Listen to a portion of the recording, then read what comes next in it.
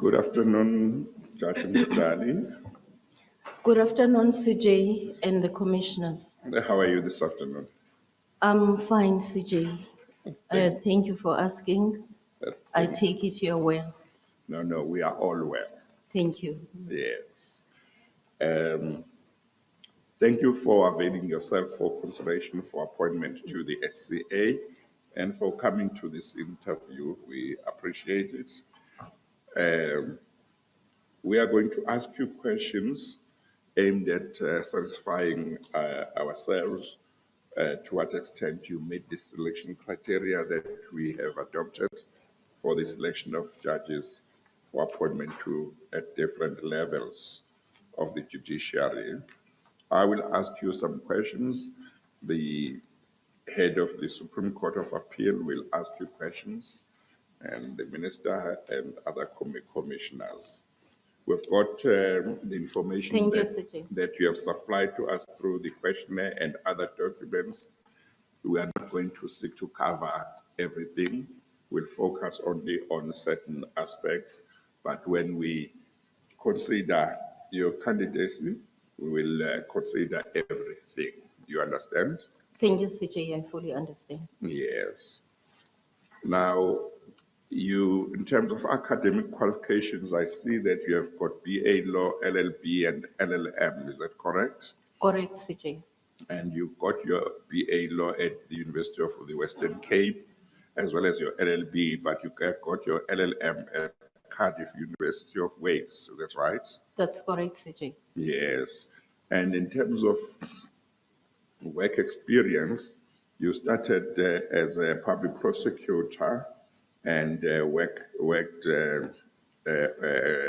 also as a state advocate up to about 2003. Is that correct?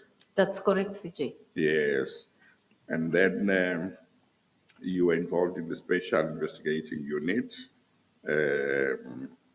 You write here as a legal representative. What does that mean? CJ, that meant that the special investigating gets proclamations to investigate certain government departments for maladministration. And as legal representatives, our duties they entailed giving legal advice to the investigating team as to what the legislation entailed and what areas they could explore. Yes. And then you were appointed as an acting judge in 2010, June, is that right? In the Land Claims Court. CJ, it started in 2009, July Yes. 2009, in the Yes. Northern Cape High Court in Kimberley. Yes, yes. And then that's July to To May, 2010. Yes, That's close to a year. that was close to a year, CJ. Yes. Yes. And then you continued in, you were also in the Land Claims Court during part of that period. Yes, it was after I finished at the Northern Cape, and then I went to the Land Claims Court, and that continued, CJ, Yes. up to the end of, up until I was appointed, but I stayed there until the end of December. Yeah, you were appointed to the High Court in October 2010, is that right? That's correct, CJ. Yes. That means that you are about, 13 years on the bench now? No, CJ, is actually in August this year, I'll be 15 years on the bench, Oh, so including my acting stints. So I robbed you of 1 year. 2 years, actually, 2 if you years. say it's about 13 years. Okay, all right. Okay, all right. Now, can you share with the commissioners the breadth of your experience as a judge of the High Court in terms of the branches of law in which you have been able to write judgments in the High Court over the years? CJ, I've had to write judgments in the criminal law, obviously. I've had opportunity to write judgments relating to the law of contract, delict, procedural law also, um, com, what's the,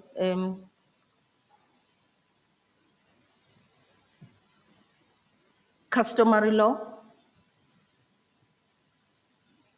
That's all I can remember so far, CJ.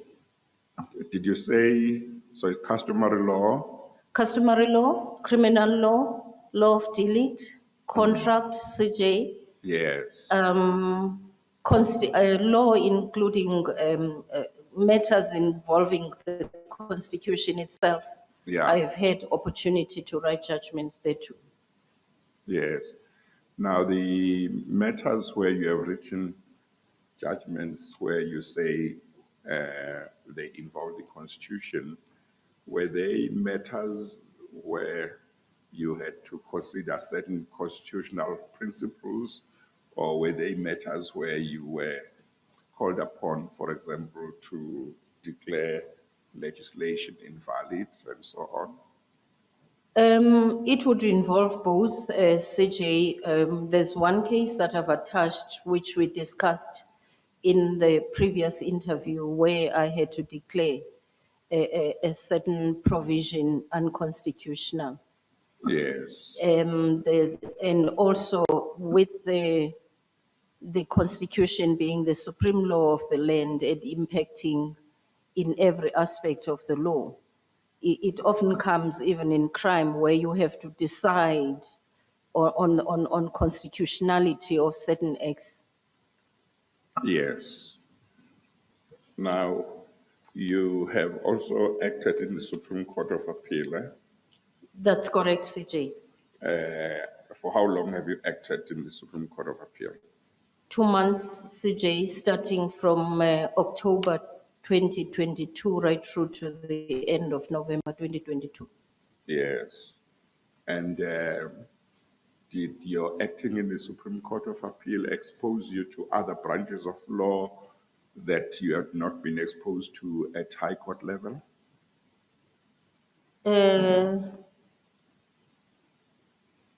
CJ, I'm trying to think now the number of cases I was involved. Yes, one matter that I wrote on involved extradition that I was not involved in the High Court. But in the other matters that I was involved, that I was allocated to, the areas of law were pretty much the same as what I was used to in the High Court. Would you like to share with the commissioners your understanding of the doctrine of separation of powers? Yes, CJ, the doctrine of separation of powers entails that power is not concentrated in one sphere of government, but it provides for three arms of government. First being the legislature, which make laws, and then the executive, which makes policy and has a duty to carry out the laws made by the legislature. And then the third one being the judiciary, which has a duty of interpreting the laws and not to make laws. And the rule of law? CJ, the rule of law entails that no one, the law governs what happens in this land, and no one is above the law. Every citizen in this country is subject to the operation of law, regardless of stature and otherwise. the constitution being the supreme law of the land.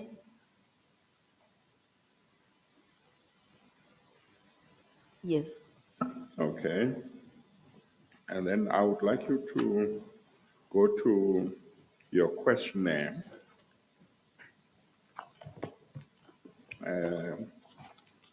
Question 16 at page 9, paginated page 9.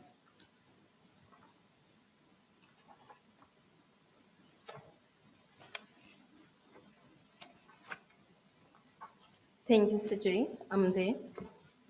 Yes, the question there is, list the cases where you have written the judgment, not more than 10, which you regard as being the most significant and why. You understand that? Yes, that's correct, CJ. Um, There, the first case you referred to is Zondi versus the state, and where you are supposed to indicate why you regard this case as most significant. You say unanimous judgment after convincing 3 senior members of the bench who initially were of a different view. That's correct, CJ. So, why is that judgment significant, or one of the most significant? Well, it is significant in that it was my very first judgment in the SAA in the 2-month stint that I was given.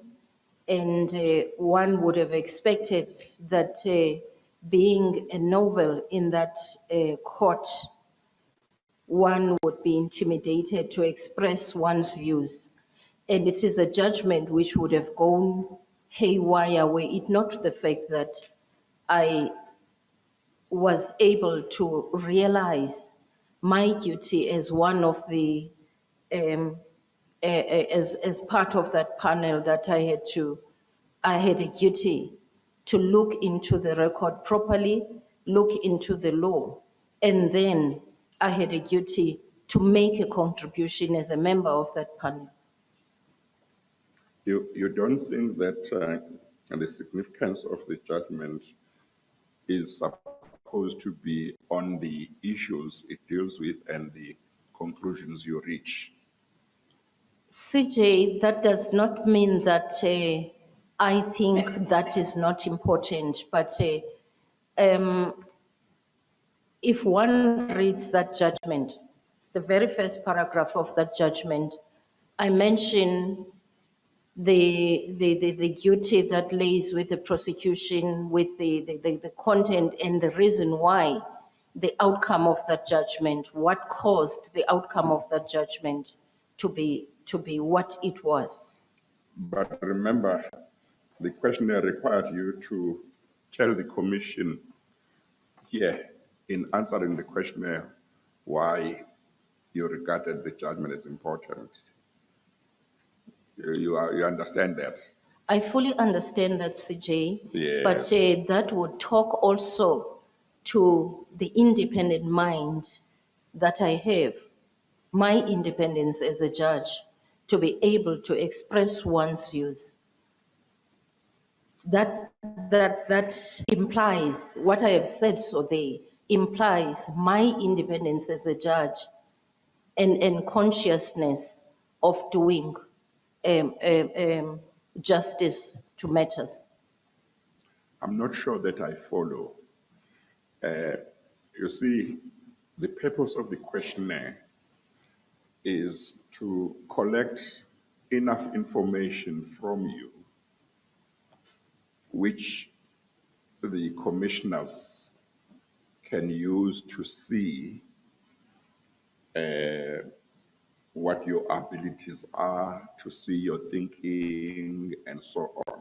So the questionnaire is saying, give us judgments that you regard as most significant and tell us why. Now, you do mention some things that are in the judgment, but you are not mentioning what is written on the questionnaire as the answer. You understand that? I fully understand that, CJ, but in my view, one of the attributes of a judge is to be independent. Yes, but is to be independent meaning not answering the questions that are in the questionnaire? Because we want to know more about you. Now, you are not telling us information. Is that what the independence is about? What are they going to do if I don't give them this information? Well, CJ, I must have misconstrued what was required there, but I thought this answer that I have given Okay, all tells right. that much about me. Okay, all right. The next case you give at 16.1.2 is Ricardo Paolo Spartani versus ADPP, Western Cape, SCA, unanimous judgment. There, you don't tell us why that one is important, unless the idea is that the fact that it was unanimous is what makes it important. CJ, I must, as I said earlier on, I didn't know that I was supposed to elaborate on the issues pertaining to the judgment itself. I thought attaching the judgment was there for the commissioners to read the judgment and assess me on the judgment itself. Yes. Well, I think most of your answers of what you say under 1616 in regard to the cases, it seems it's along the same lines where maybe not all, but most, where the information you have given really doesn't speak to the reasons why you think those cases, those judgments are important. Am I right? Well, I will accept that, CJ, except for when one looks at 16.8 Yes, in the list. yes. Um, and then 16.1.8. 16.17, sorry, 16.17 starting there. Yeah. And then 16.18, and then 16.19, as well as 16.10, 16.110. Yes. But you see, for example, 16.1.8 says you give the case and then you say, granted an interim order which halted the operation of a contract entered into through flouting legal prescripts. So cases like that are happening every day through the breadth and length of South Africa, where tenders had been given unlawfully and they are. So you don't tell the commissioner what was so important about this one. You understand where my I fully difficulty is. understand, CJ. Yes. But And I'm not saying necessarily that there isn't one or two where you have given the right information, but I'm saying it seems to me most of them don't have the kind of information that one was expecting, which CJ, talks to the importance. thank you. CJ, I have now learned, I will try, I Yes. will understand next time what is required of me. But I Okay. thought attaching the judgment itself is Yeah. the best means of assessing my ability for the Yes. commissioners here. Yes.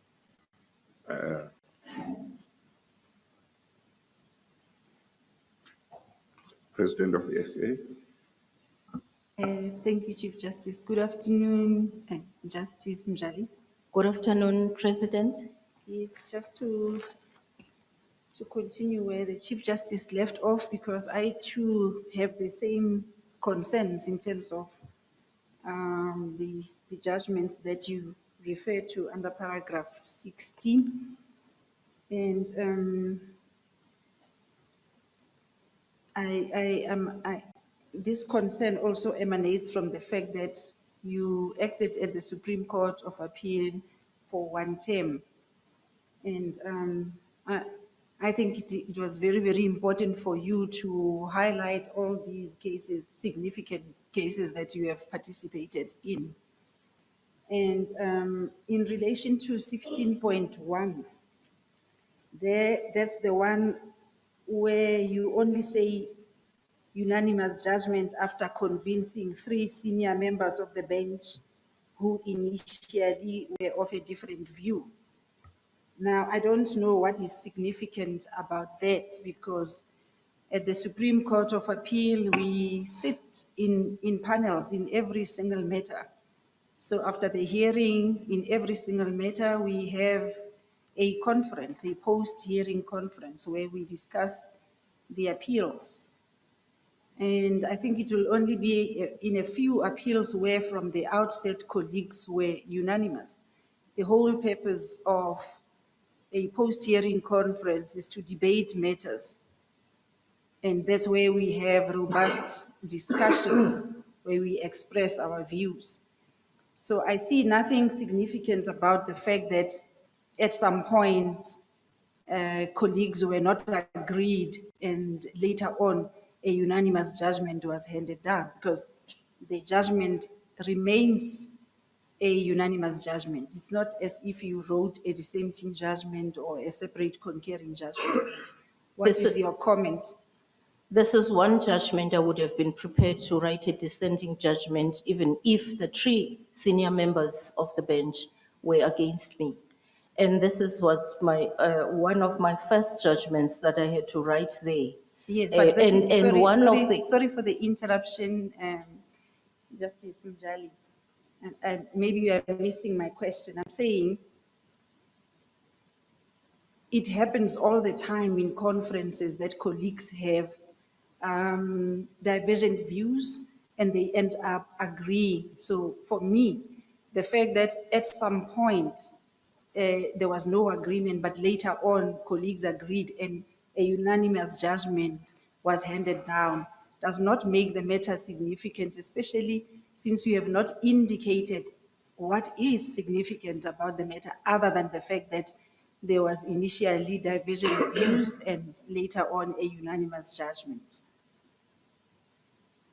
In other words, the point of the matter is, at the end of the day, it was a unanimous judgment. You did not write a separate judgment, or let me say, you did not have to write a separate judgment or a dissenting judgment. It remains a unanimous judgment. I don't know how to respond to this question, but I mentioned earlier on that this talks to my independence as a judge. This talks to my realization that even if I'm a novel in that court, I have a duty. And this is the duty I exercised in this judgment when things didn't go. In fact, before we went for the hearing, they were all convinced that this was one appeal to dismiss. And it was clear by means of the questions that I posed in court that they missed something. So if that is not significant, then I thought also attaching this judgment in my with my questionnaire would provide the means for this committee to then properly assess me. All right, thank you. Can we go to page 12 of your questionnaire, please? 16.4. Yes. And list cases in which you gave judgments that were successfully appealed against. Yes. I note that you mentioned only one judgment. Come again? In 16.4, Yes. How many I judgments? mentioned 2. Oh, The 16.41, the 16.42. oh, okay, all right. 16.41, 16.42. Yes, you mentioned 2. But I see that you signed the questionnaire on the 20th of March 2024. That's correct. And by then, another judgment, setting your judgment aside, had been handed down at the Supreme Court of Appeal. And which judgment was that? I was not aware of it. Mini- Obviously, I would have mentioned it if I was aware. Minister of Justice versus Tamani. Minister of Justice versus Yeah, Kamane. it was handed down in 2023. I was never made aware of it. My apologies. My apologies. Thank you. So you responded to the CJ's questions regarding the areas of law that you were exposed to at the High Court. And I think he also asked you whether at the Supreme Court of Appeal you had exposure to additional areas of the law. And I think your answer was with reference to a matter pertaining to extradition. That's correct. Yes. Did you get any exposure to specialized fields like perhaps maritime law, patents? In the Supreme Court of Appeal, you mean, President? Yes. Not in the Supreme Court of Appeal. There were set cases in which I was involved there, which did not involve maritime law. My exposure to maritime law would be when I'm sitting in Port Elizabeth, where we get applications relating to the arrest of ships and all. Over and above that, my LLM includes maritime law. Was in maritime law, it was in international tax law, as well as international trade law. Thank you. So, Justice Mjali, you will probably know that the Supreme Court of Appeal has lost a lot of expertise and experience due to the retirement of many judges and elevation of others to the Constitutional Court. That's correct. I'm fully aware of that, Yes. President. That was the case even in the last sitting. Yes, would you agree that in light of that, it is quite crucial that the candidates that appointed should be candidates who will complement the remaining expertise at the Supreme Court of Appeal, both in terms of expertise and in terms of experience? Certainly, President. So what would you regard as special attributes that you bring to the table to the Supreme Court of Appeal should you be appointed? President, I bring on the table first my experience in law, which started as early as 1989 as a public prosecutor. I bring together with me my experience now on the bench, which stretches to in excess of 14 years, 9 months, I think. My independence as a judge and my decisiveness as a judge. I'm a hard worker. I have not been found wanting in terms of delivering judgments beyond the time allowed to do so.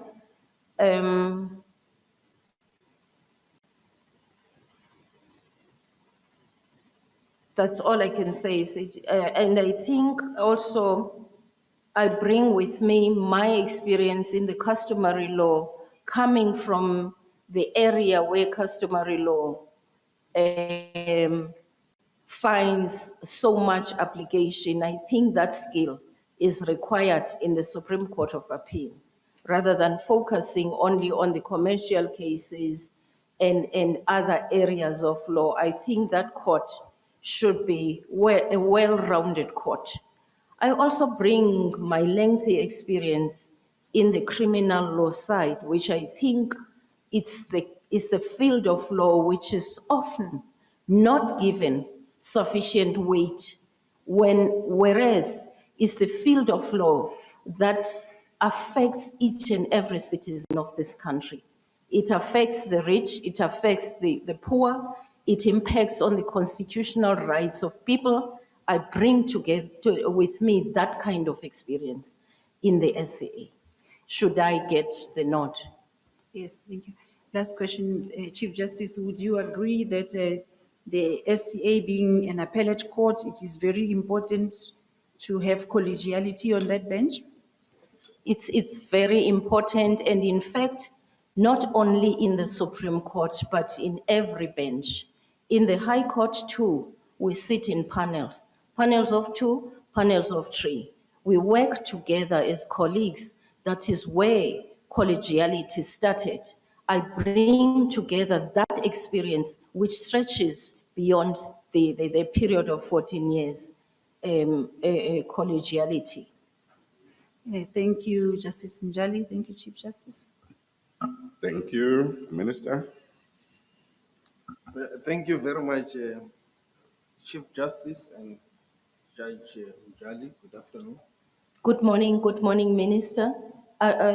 Sorry, good afternoon, Minister. It's late afternoon, actually. Yeah, thank you. I just want to one question on this matter of Koliso versus state. I think it's in the Kotliso versus the state. Koliso. Pardon, Minister? Pardon me, Minister? It's Koliso, Koliso. yeah, versus the state. I think it's the same case. Oh, yes, the vulture feet case. Yeah.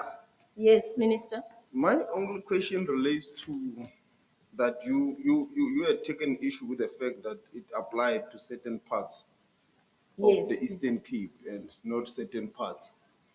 And you might be aware that we've just recently repealed the Eastern Cape, or is it the Transkei Penal Code? The penal code. The Penal Code, yes. Yes. So I'm just asking myself, what then can this also affect any other provincial legislation, this kind of principle that something cannot affect certain parts of the Eastern Cape, but others? Can the same argument apply in relations to provincial legislation that in certain parts of the country something is applicable and others is, because we do have such type of legislation in the provinces, which might be different too. For example, the Western Cape has its own type of legislation. The Western Cape has another one. CJ, it would be, I'm sorry, Minister, it's obviously absurd to have one legislation applicable to one area of the country and not applicable to the other. I often wondered as to why in the Transkei we still worked with the old Transkei Penal Code, which in effect contains many of the common law crimes. Why not just go the South African way, the old South African? I mean, why not just create a uniform legislation applicable to the whole of South Africa? It has always been a concern that when charge sheets are drawn in that area of the country, it makes reference to the penal code, when in actual fact, it's murder. In Bisho, it's murder in Grahamstown, as well as in PE, those being courts of the same province. I cannot think of any other legislation of hand where the same needs to be done. I unfortunately cannot think clearly now and quickly and be able to refer, Minister, to some kind of legislation where that attention needs to be drawn. Yeah, no, you're not alone in this wondering. I was also wondering, why did it have to wait for me for 30 years? Thank you. Thank you. Thank you. Thank you, Minister. I don't, Commissioner Marmohai. Thank you very much, CJ. Good afternoon, Judge. Good afternoon, Professor. I have a question for you. It's a general question, but I think I want to place it on one of your judgments, and perhaps as an entry point to it. If I can take you to the judgment in paginated page 47, the Smith judgment. I think it was Smith Page and 47. 47 years. I think it was Smith and a firm of attorneys. Oh, It's a yes. delictual case. Yes, yes. And in particular, paragraph 15 of that judgment. Paragraph? 15.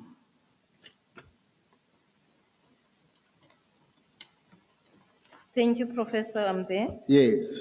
In that paragraph, you deal with the concept of wrongfulness and the concept of negligence.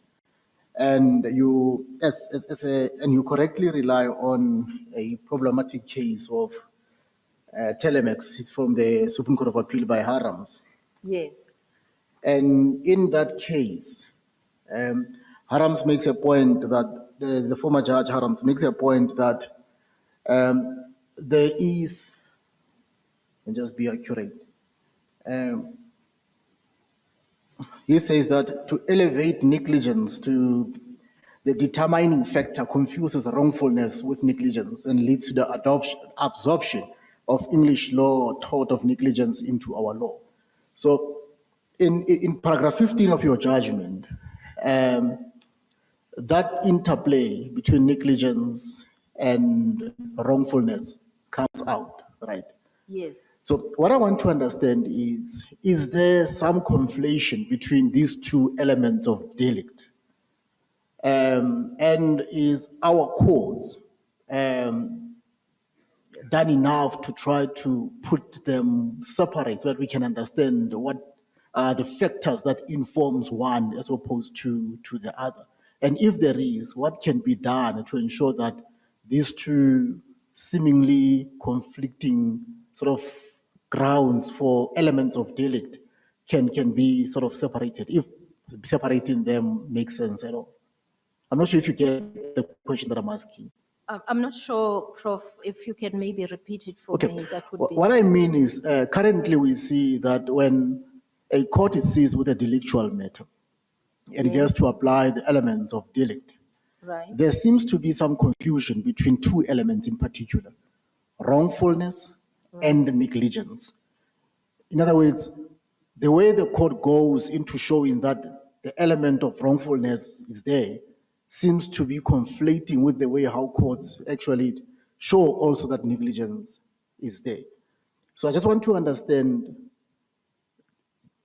do you see that conflict? Is there any conflict, or is it just something that is imaginary? And there have been a lot of writings on this. I mean, Nithlin and Potriter have written extensively on this point, on the confliction that I'm talking about. I remember reading such, but well, the determination of negligence seems is based on the convictions of the community, the boni mores of the community, and if a conduct does not accord with that, there is some element of wrongfulness there. But with negligence, one requires a duty to act, and failure to do so translates to negligence. No, thank you very much, Judge. Thank you very much, CJ. Thank you very much. And there are no further hands, and I've not been told that there are any hands on the virtual platform. That means we have come to the end of this interview. Judge Mjali, thank you very much for availing yourself. You are now excused. Thank you. I thank you, CJ. I thank you, the commissioners. Thank you for having me. Thank you.